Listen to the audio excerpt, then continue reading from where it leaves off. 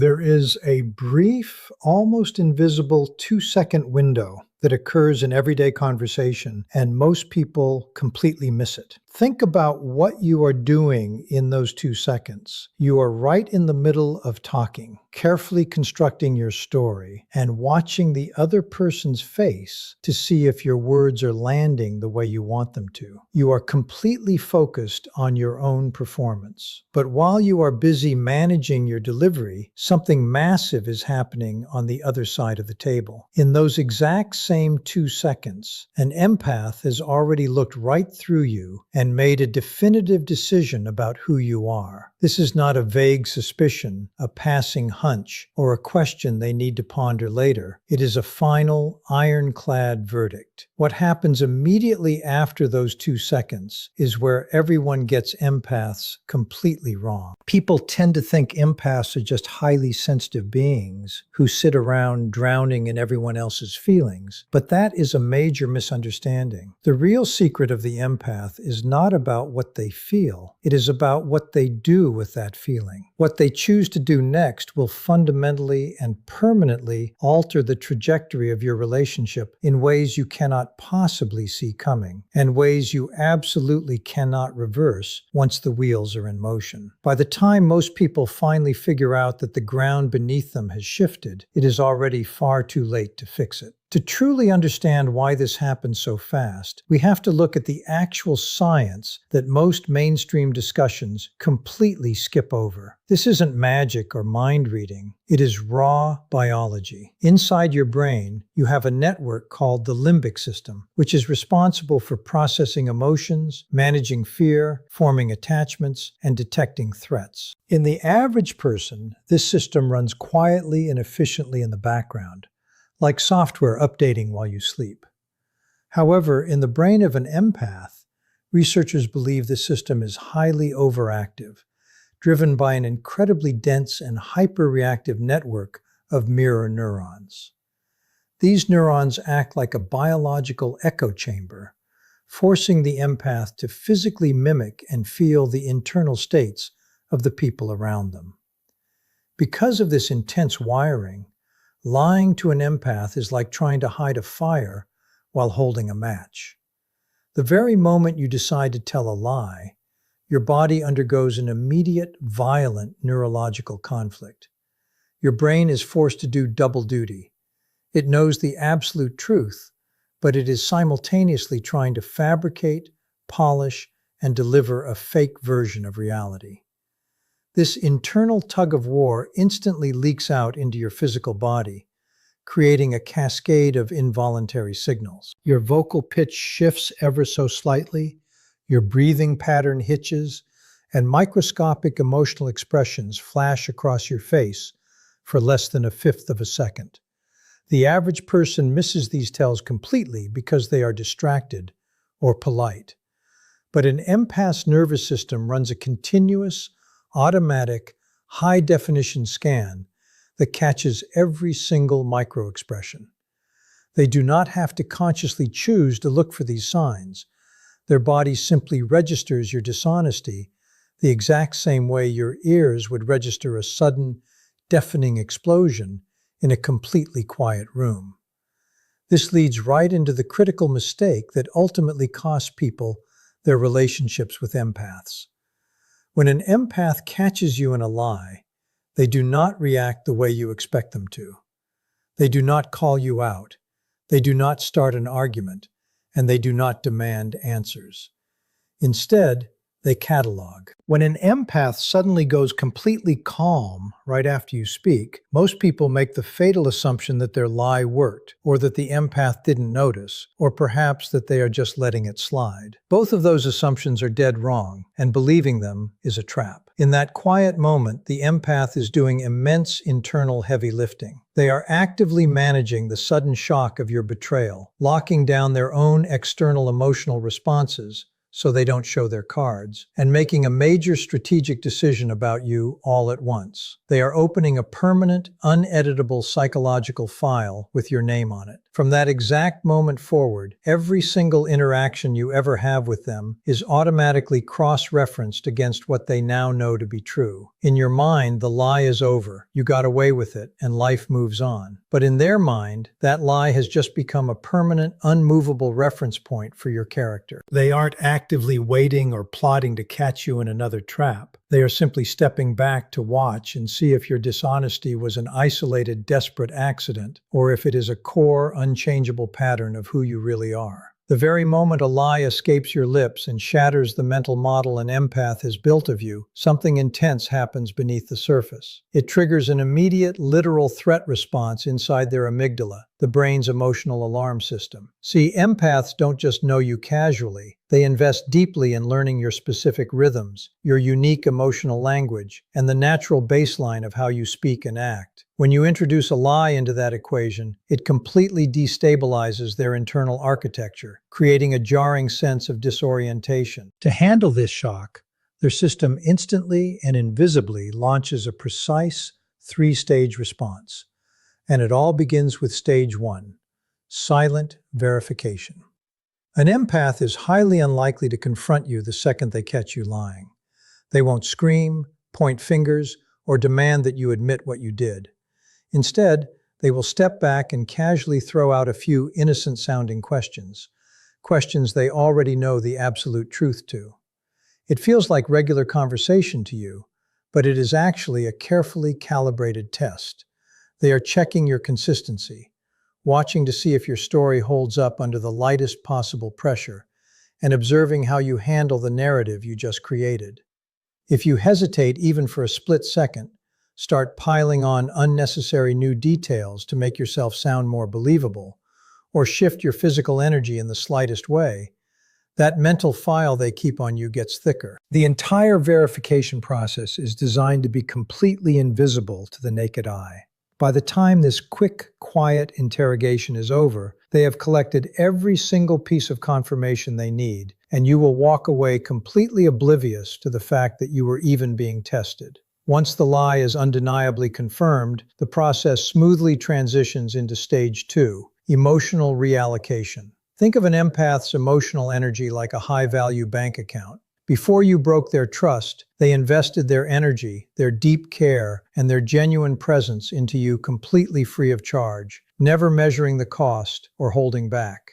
But the moment the verification stage proves you were dishonest, they quietly and systematically begin to redistribute those funds away from you. They pull back their emotional capital to protect themselves from further bankruptcy. On the outside, you will start to notice this shift as a sudden, unmistakable drop in the overall room temperature whenever you are together.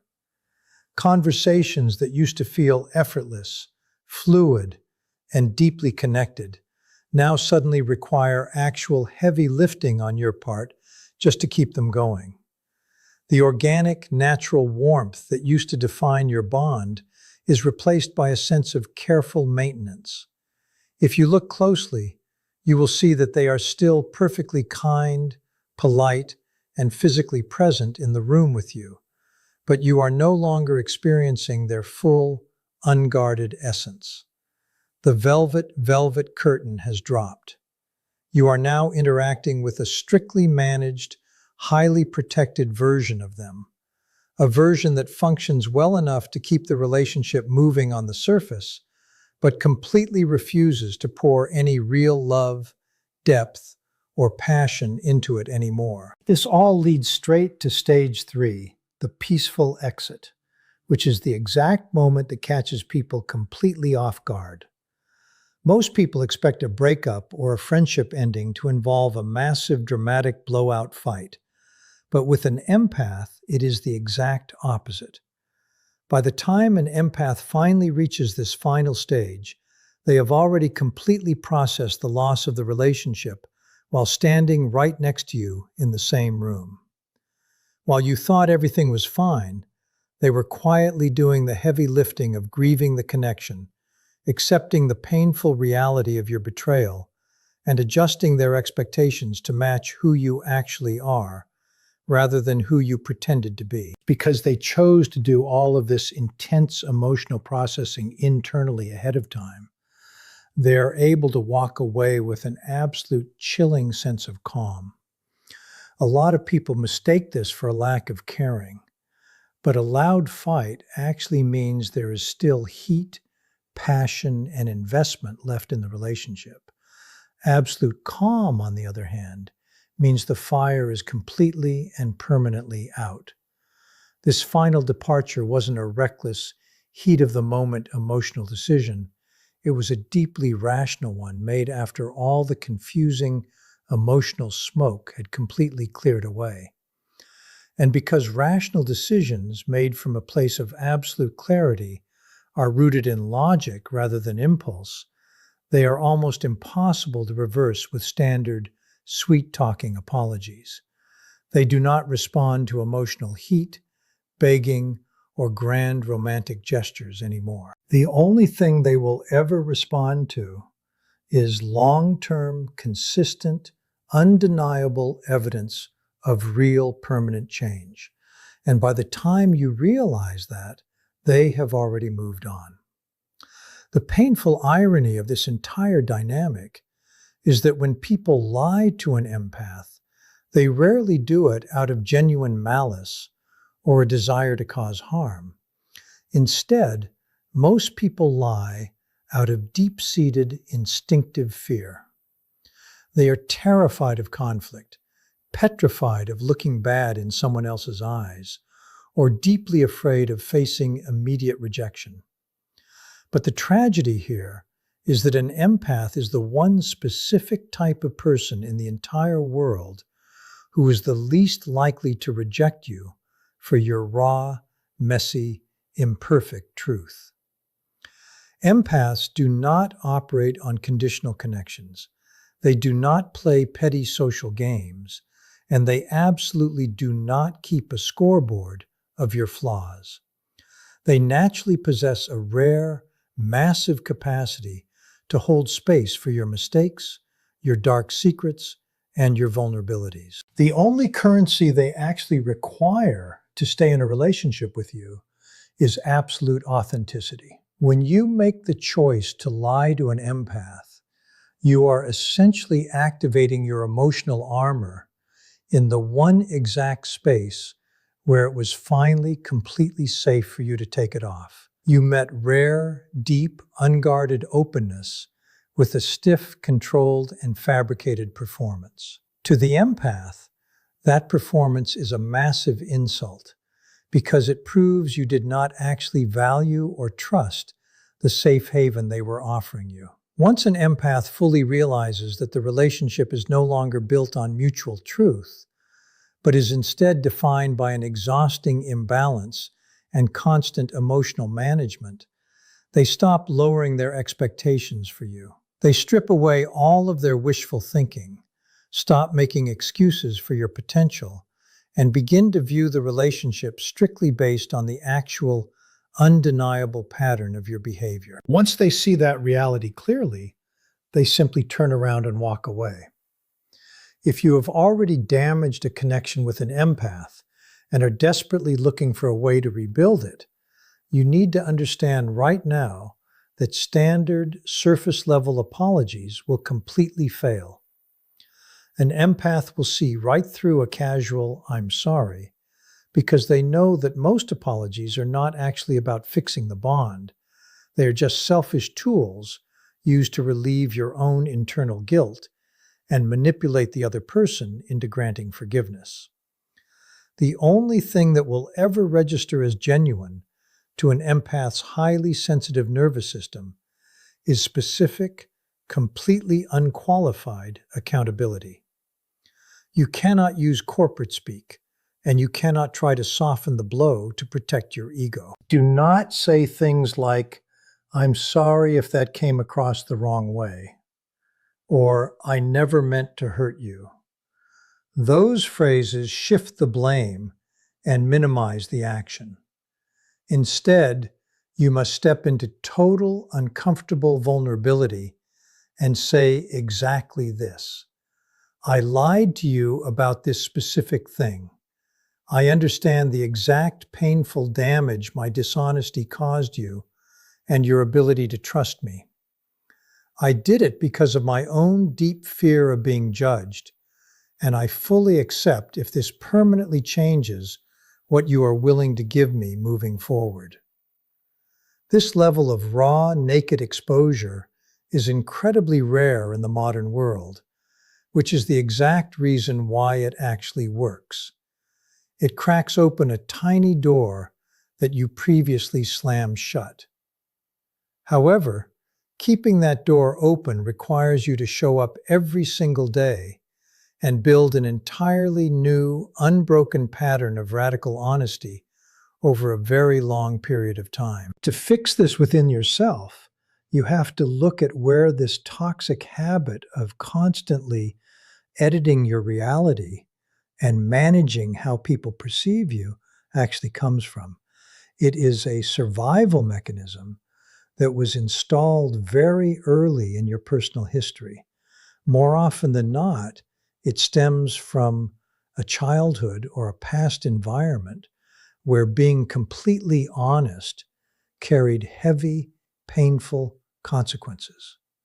You learned that telling the absolute truth got you punished, mocked, invalidated, or abandoned by the people who were supposed to care for you. That survival programming made perfect sense back then because it kept you safe from harm. But carrying it into your adult relationships is actively destructive. The profound tragedy here is that the empath you were trying so hard to manage and deceive was never a threat to you. They were actually the safest, most welcoming audience your real self was ever going to find. Your old, outdated habit of hiding turned what should have been a beautiful, peaceful sanctuary into just another stressful stage where you couldn't stop performing your script. The real loss here isn't just the fact that you lost a great person in your life. The true haunting realization is that you finally found a rare space in this world where your unedited, flawed, and chaotic self was completely enough just as it was, and you chose to hide behind a mask anyway. If you are the empath who is currently carrying the heavy weight of this situation, you need to give yourself permission to acknowledge that the exhaustion you feel is incredibly real. Constantly knowing things you aren't technically supposed to know, and continuously feeling the jarring mismatch between someone's polite words and their tense, dishonest body language is an absolute drain on your life force. Your instincts are not paranoia, your gut feelings are not delusions, and your sudden discomfort is not you being, quote, oversensitive.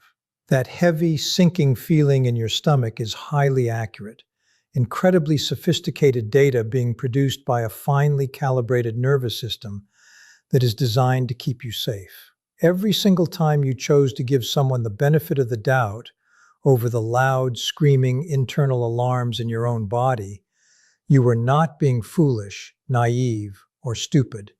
You were being incredibly generous. You were choosing to love them through their brokenness. But you must remember that generosity without firm, unshakable boundaries will always cost you your inner peace. The deep connections you truly deserve in this life are the ones where your radical honesty is eagerly matched by the other person, not managed and manipulated. Any relationship that forces you to actively suppress what you know to be true just to maintain a fake, fragile peace is telling you exactly what it is built on: a foundation of sand. At the end of the day, the final reality is beautifully simple. The empath in your life never needed you to be a flawless, polished, or perfect human being. They never expected you to have it all together.